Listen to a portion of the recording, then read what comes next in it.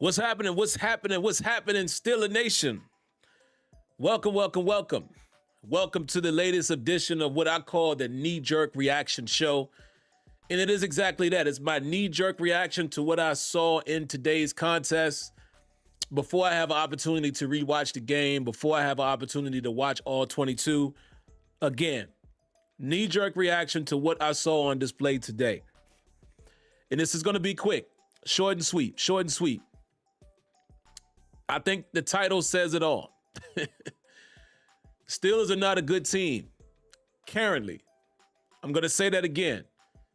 The Steelers are not a good team currently.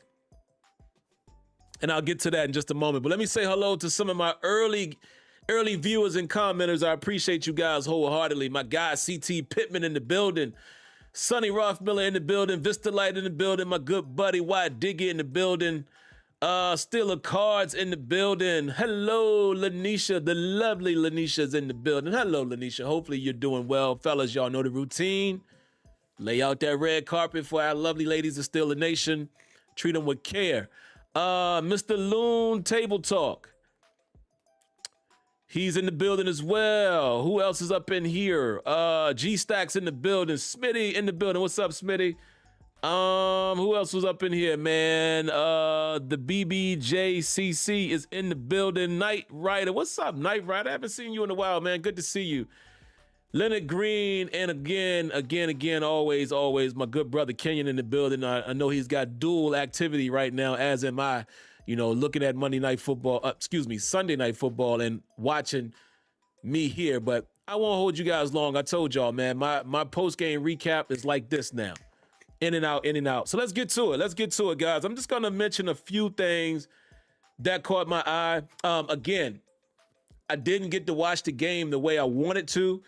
Man, my September has been crazy. My September is going to be crazy even next week as well. Even the game that we're playing at 9:30 a.m. Eastern time, because we're playing in Ireland, I'm not even going to see that in real time because I got an engagement that I have to go to on Sunday. But either way, guys, I think once we get through September, this should be the last week where I'm not able to follow up with a post game right after the show, right after the game. But anyway, I did watch pretty much all of the game in pieces, right? I watched it. My son had a birthday party to go through at 1 p.m. as soon as the game started. Dropped him off, had it on the phone, went over to my father-in-law's house for a moment. Leonard Langley, y'all will see him pop up in here. Sat there and watched it with him for basically the whole first half. Then I had to leave again and again, just following it again with my phone. Had to take my son somewhere else. I'm listening to it. But I haven't got a chance to sit down and literally and visually watch all 4 quarters. But I saw enough, guys, to have this assessment that I'm about to have. Let's just get right to it. Let me grab my notes really quick on my phone. Couple things, man. Let me see. First thing I notated was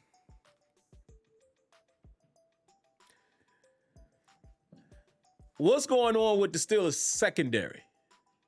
And I'm just talking about on third down, key situations. And not just the secondary. I'll also throw in the front 7 on some of those 4th and 1s, 4th and 2s.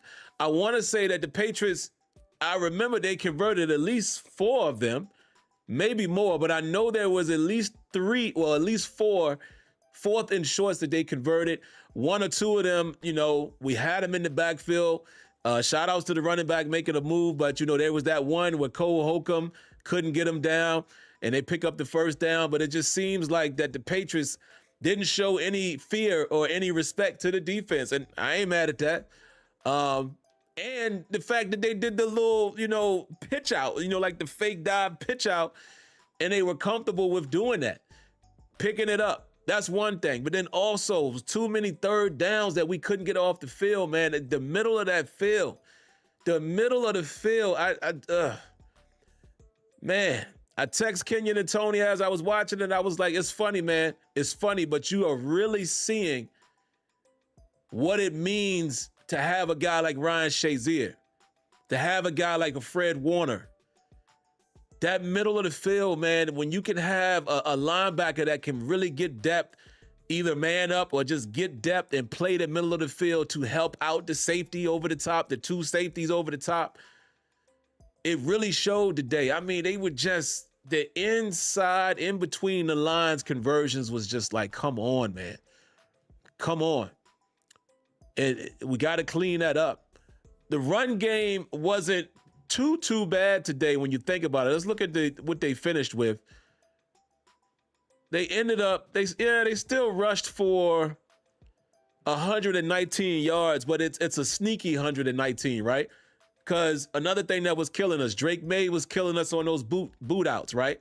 Just booting out or rolling out to one side and taking off and running. I have to go back and watch the film. I don't know if it's because we might have been playing man in some of those situations and he converted, but it's kind of a sneaky rushing attack, right? So Drake May was 7 attempts for 45 yards, but everyone else, Gibson, 7 attempts for 28 yards, not bad. Henderson, 11 attempts for 28 yards, definitely not bad. And Stevenson, 4 attempts for 18 yards. They did rush for a total of 119, but like I said, man, you kind of got to take away what Drake May did, right? And again, I'm not saying take it away, but I think you guys will understand what I'm saying. Not considering some of those non-designed runs by the quarterback or some of those scrambles or boot action that you're not going to see each and every week. The Steelers did a much better job, man, in terms of holding the run game down. Because like I said, you can't take it away, but if you take it away, you take those 45 yards away, then the Steelers would have held the running backs to 74 yards.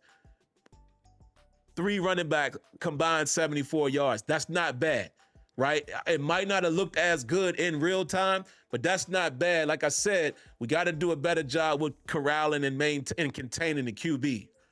But we did a much better job at first glance stopping the run game of the opposing running backs. But here's some other things that I notated really quick, guys, and let me speed through this thing. The Pittsburgh Steelers can't run the football, guys. I see some of you guys saying we're predictable. It's easy to make that assessment, but I'm gonna tell y'all right now, lack of being able to run the football the way we would prefer is part of the reason why we're predictable. Now, if you want to say that our run game is predictable, I'm there with you. But with not being able to run the football and set up 3rd and shorts, 2nd and shorts, or even 3rd and manageable, it's going to look like you're very predictable because you can't get in your bag. You can't get in your bag if you can't establish a run. 64 yards, guys. Jalen Warren, 18 attempts for 47 yards. Kenneth Gainwell, 4 attempts for 16 yards. It's not good, bro. Not good.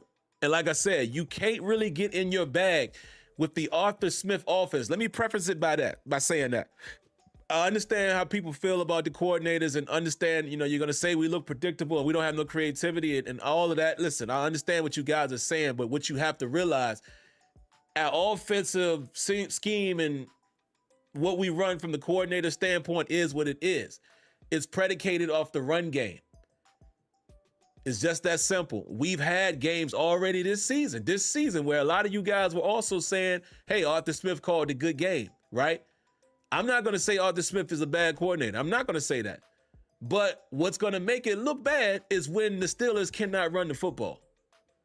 Now, the same way I used to talk about Matt Canada, I'm going to say, look, do a better job calling the things that work best out of your scheme. But at the same time, if you can't run the ball in the scheme that he has, nothing else is going to matter. 26 run attempts for 64 yards. It's not going to cut it, guys. We can't run the ball. And if we can't run the ball, we got a long season. Here's another thing. The Pittsburgh Steelers turned over the Patriots 5 times. 5. 1, 2, 3, 4, 5. Cinco.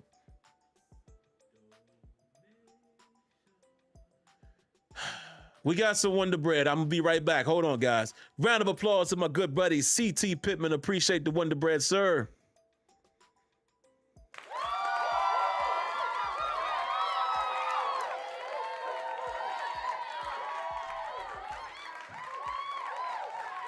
There it is. CT Pittman is right there where I was about to go. He says, we got to capitalize off the turnovers better too. Yes. That 5 turnovers and we only produced 14 points. Because remember, well, hold on. Y'all correct me if I'm wrong. The 21st point, was that from a turnover? I'm trying to remember. Was that from a turnover? I think that was too, but I think there was only a total of 14 points, even though we scored 21. I think there was only in total, 14 of them was from a turnover. And I'm almost certain that that last touchdown came off of a turnover. Yes, Leonard Green confirmed that. So the first touchdown, I can't remember which one of them wasn't a turnover, but yeah. Only 14 total points off of turnovers, guys. Come on, man. Come on, man. You got to do better than that. 5 turnovers with good field position. A couple of them we got it deep in our own territory, but still 5 turnovers and you don't get but 14 points. Man, if you get 2 field goals in addition, if you get 2 field goals in addition to that, that's 20 points. Got to do better. And let me just tell y'all this. From what I saw, the defense wasn't great. We just turned over the Patriots a lot. The defense was getting gashed. Yeah, they were. There were points in the game where we couldn't stop Drake May. There were points in the game where we couldn't stop not one single play action. Drake May, 28 for 37, 268 yards, 2 touchdowns, 1 interception, right? Definitely, correct me if I'm wrong, it felt like he gained more than 268 yards. Felt like he gained more than that. Couldn't do nothing with Henry. 8 catches for 90 yards. But again, they didn't have an explosion of offense. It just felt like it was just times when we couldn't stop them, guys. It was more so on third down. That's what stuck out to me initially on my first watch. And once I rewatch it, once I watch the film, I'll probably have something different to say to you guys on Tuesday. But that's the first thing that caught my eye, man. We are not a good team right now. We're not a lights out defense. We were an opportunistic defense today, and shout outs to them. I'm not going to discredit the defensive performance. Shout outs to guys like Cam Hayward. Shout outs to guys like TJ Watt, who some of you guys in this very chat said last week he's washed. That's why I put him in the thumbnail. TJ Watt showed up today. Mr. Watt showed up. Unlike a lot of people in Steeler Nation, I don't judge these guys on a game-to-game basis. Sometimes you don't have the best game. Sometimes you go up against a good matchup. I don't care if it is TJ Watt. Sometimes you have a guy that, okay, it's a little more difficult to get around it. I'm going to figure it out, or I'm going to affect the game in different ways. Today, he showed up. 2 sacks for TJ Watt. Shout outs to big TJ Watt, and shout outs to Cam Hayward, man. Again, Cam Hayward might not jump off of the stat sheet, but Cam Hayward made plays when he needed to make plays. Tipped that ball for us to get an interception. And shout out to a guy like Brandon Echols, man, kind of reading that the right way and kind of peeling off of his area, getting back there and getting the interception. But again, Cam Hayward getting his hands on it made it very effective. Let's see, who else do I want to shout out defensively? Patrick Queen led the team with tackles, man, has 6 total tackles, 10 total. Who else do I want to talk about? Shout outs to the young rook. Derek Harmon gets his first NFL sack. Shout outs to him. And you know what? it looked like, I got to watch the film again, but it looks like Leal was, you know, being a little disruptive. He only had 2 tackles, but quite a few times it looked like Leal was maintaining his area, you know what I mean, doing his job. So I got to keep a close eye on that. But outside of that, guys, offensive woes just showed up big time today. And like I said, I think it's because we cannot run the football, man. Plain and simple. We're going to have to figure something out because, again, I do not think in this stage of his career that Aaron Rodgers is going to be a guy that's going to be able to just drop back and beat teams. I don't. Steelers had 5 sacks today. Excellent. Let's see. The Patriots, no sacks. No sacks. Aaron Rodgers was not sacked. I saw people on X saying, oh man, Broderick Jones had another bad game. And I'm like, I don't recall having to say anything about Broderick Jones in this game. I'm going to rewatch, guys, but I don't recall. Maybe he gave up some pressure maybe, but Aaron Rodgers was not sacked today according to these stats. So I'm not sure why I saw people beating up the offensive line from a pass protection standpoint. And I'm like, well, I don't know. We didn't give up any sacks.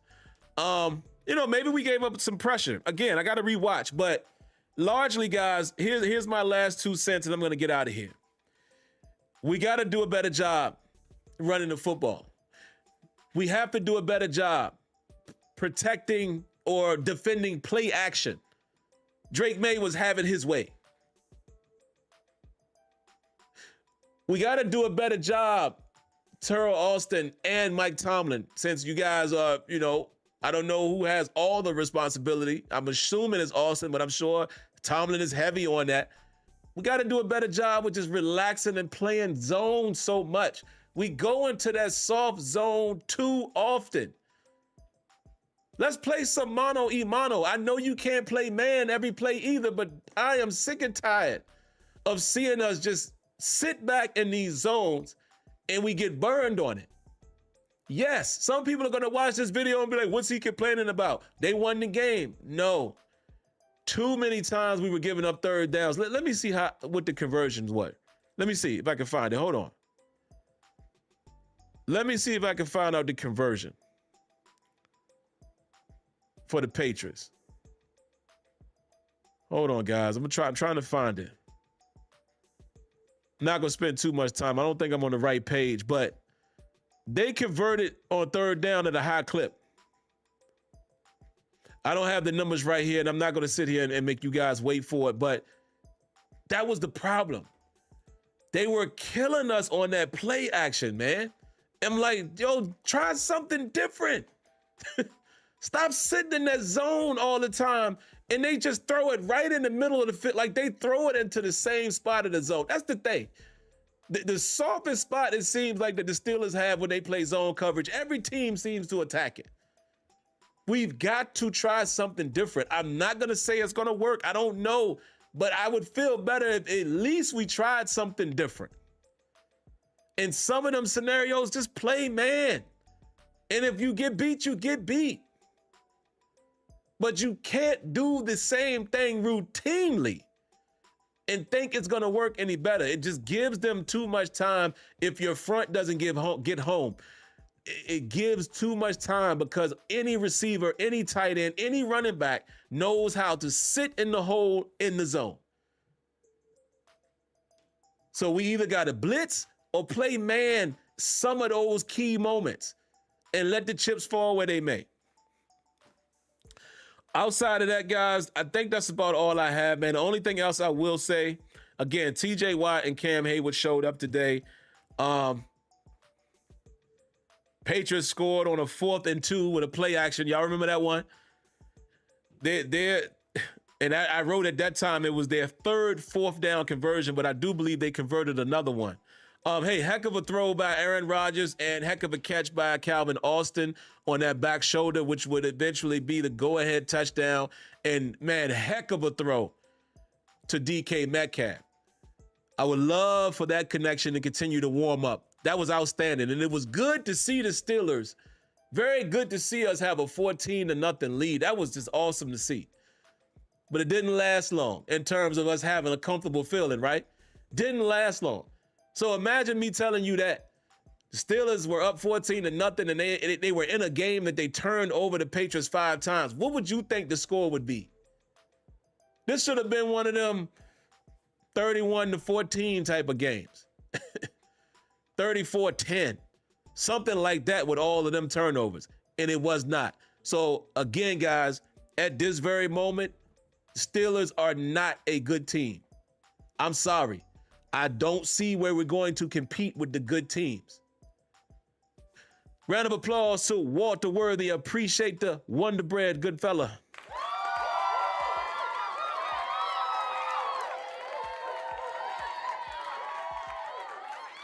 He says, would love someone to look up our third down percentage for the last 3 years. Feels like we've been bad, but would like facts instead of feelings. Yeah, I'm with you there, man. And the feeling definitely feels the same, brother. I don't think we've been great converting third downs. Just look at the quarterbacks that we had them last 3 years, and I think the eye test will tell us we weren't great. And offenses weren't even great. And my God, the time of possession.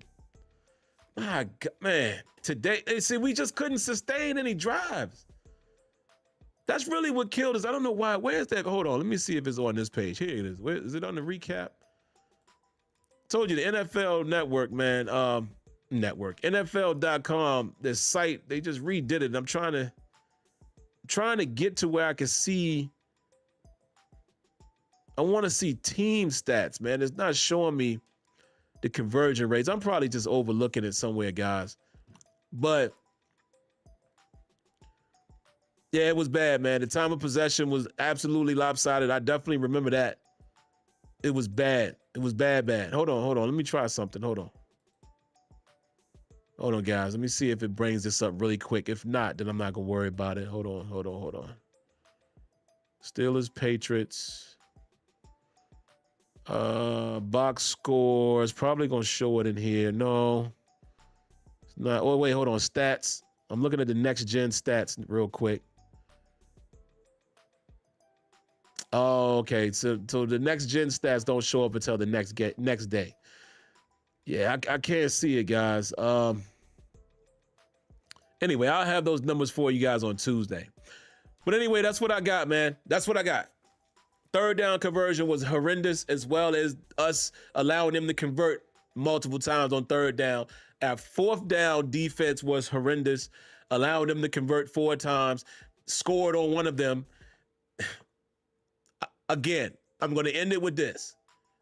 I'm still not jumping off of my train of waiting until 6 games to make my determination on the team. But I'm telling you right now, after 3 games, I have a feeling, but I'm going to allow them to prove me wrong over the next 3. And that's why in the title I say they're not a good team currently. They're not. We're not. Let's see how they turn out these next 3 games as I grab one more Wonder Bread. Appreciate you, Walter. Thank you, brother.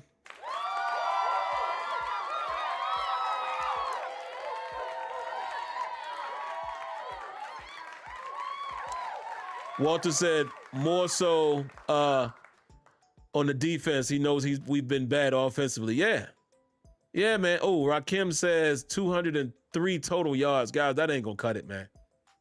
Why Diggy says we were 4-9, they were 6-13, but they were 4-5 on fourth down conversions. Okay, so not as bad as I thought on third down, but 4 for 5 on fourth down.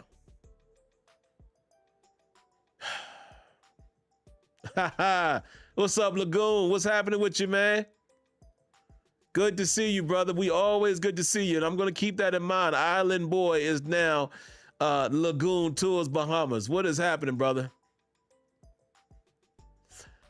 All right, guys, I'm going to love y'all and leave y'all, man. I'm leaving y'all with that. The Steelers are not a good team right now. They got the win, but we got a lot of work to do if we want any chance of being good.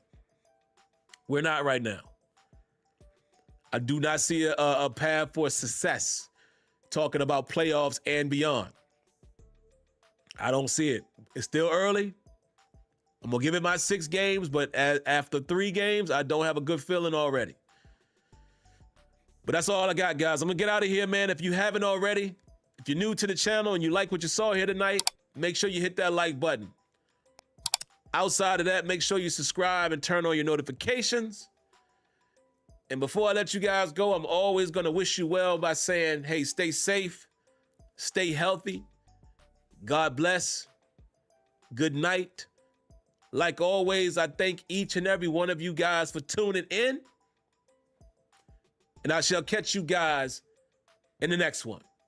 See you on Tuesday, 8 p.m. Eastern time. Oh, excuse me, I'm sorry. 9 p.m. Eastern time. Peace.